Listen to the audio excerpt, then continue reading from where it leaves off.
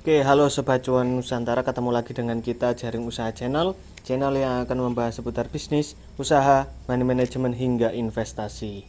Oke teman-teman, di video kita kali ini kita akan membahas pemupukan pada pisang candi yang kita tanam selama kurang lebih 5 bulanan yang lalu.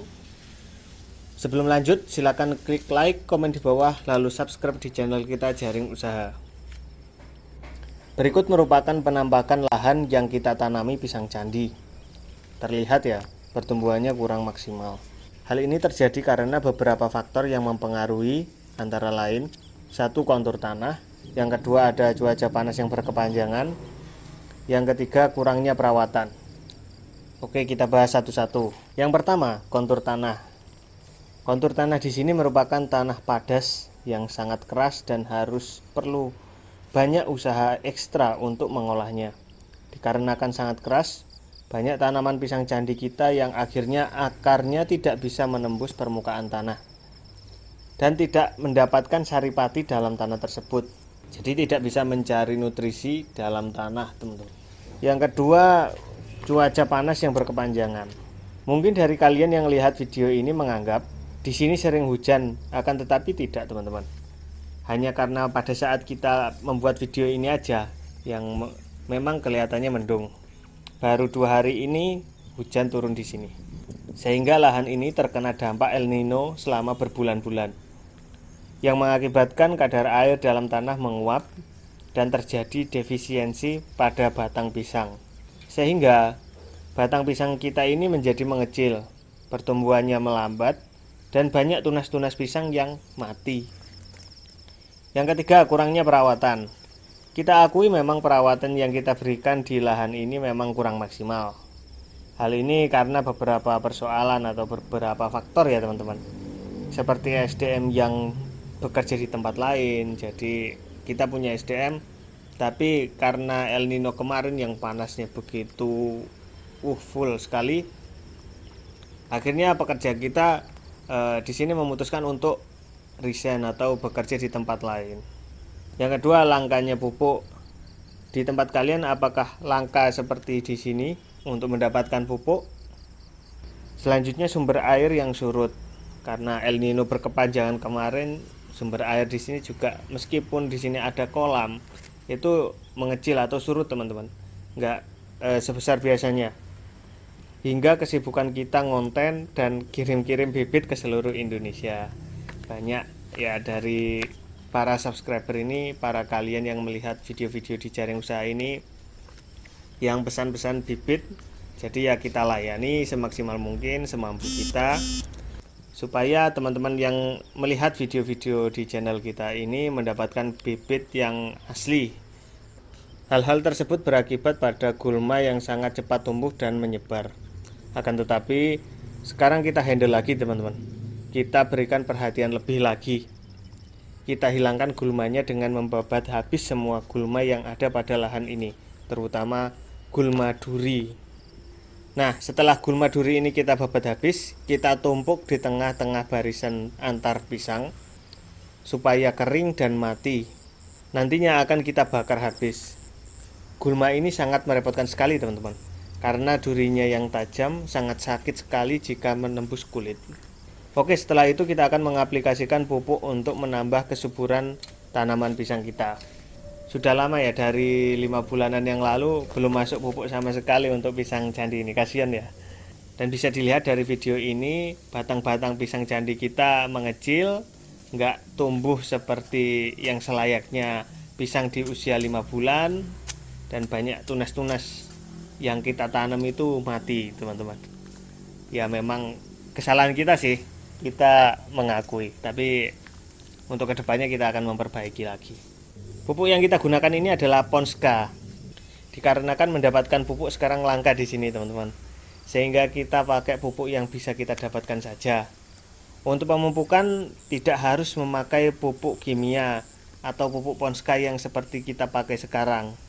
Juga bisa memakai pupuk-pupuk yang lain seperti pupuk kandang atau pupuk organik lainnya, atau mungkin bisa memakai pupuk kimia dengan jenis atau merek yang berbeda dengan kita. Itu bisa, teman-teman, asalkan dipupuk, jangan sampai nggak dipupuk. Kalau tidak dipupuk akan menjadi seperti pisang kita ini. Karena kita mendapatkan Ponska, ya udah kita pakai Ponska saja. Nah, pupuk ini mengandung N sebesar 15%, fosfat sebesar 10%, kalium sebesar 12%, dan sulfur sebesar 10%. Mungkin dari kalian di sini yang masih asing atau mungkin masih belum tahu kegunaan dari unsur-unsur tersebut, ya saya akan menjelaskan dengan singkat ya di video kali ini. Jadi Ponska itu mengandung nitrogen memang. Nitrogen 15% itu berfungsi untuk pada masa pertumbuhan tanaman atau vegetatif tanaman. Kalau ada yang belum tahu, jadi fase tanaman itu ada dua, yaitu fase vegetatif dan fase generatif.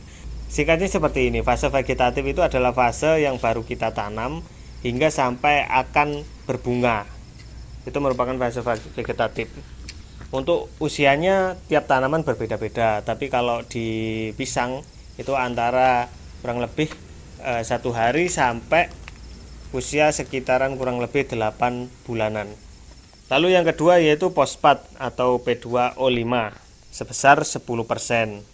Nah, fungsi fosfat di sini yaitu kalau nggak salah ya memperbaiki perakaran, teman-teman. Jadi akar itu akan bertumbuh dan berkembang jika kita imbangi dengan asupan fosfat ini, karena fosfat ini yang akan membantu tanaman untuk menyebarkan akar dan memperkuat akar, seperti itu. Lalu yang ketiga unsur kalium sebesar 12%. Kalium di sini berfungsi untuk perkembangan akar dan meningkatkan produktivitas buah. Misalnya kan ada di pupuk-pupuk itu NPK, nitrogen, fosfor, sama kalium. Nah, kalium ini untuk sebagai peningkatan produksi buah atau biasanya digunakan pada fase generatif. Lalu yang terakhir ada sulfur. Sulfur di sini sebanyak 10%. Nah, sulfur kalau yang tidak tahu sulfur mungkin ada yang pernah mendengar istilah belerang ya, teman-teman. Mungkin dari kalian banyak yang suka naik gunung, biasanya ketemu dengan yang namanya belerang. Jadi fungsi belerang itu sendiri itu sangat berguna untuk tanaman, khususnya di tanaman pisang, yaitu membentuk hijau daun, teman-teman. Yang kedua meningkatkan jumlah anakan. Yang ketiga berperan sebagai pembuatan zat gula. Jadi salah satu faktor untuk memaniskan buah pisang yaitu ada kandungan sulfur atau belerangnya. Untuk cara pengaplikasiannya, untuk satu tanaman pisang ini kita pakai 1 genggam saja, karena melihat tanamannya yang kecil-kecil masih, jadi kita irit menjadi 1 genggam saja. Itu nggak tahu berapa gram kita nggak nimbang ini. Jadi 1 genggam tangan itu kita taburkan keliling pohon pisangnya. Untuk dosisnya sebenarnya bervariasi, teman-teman.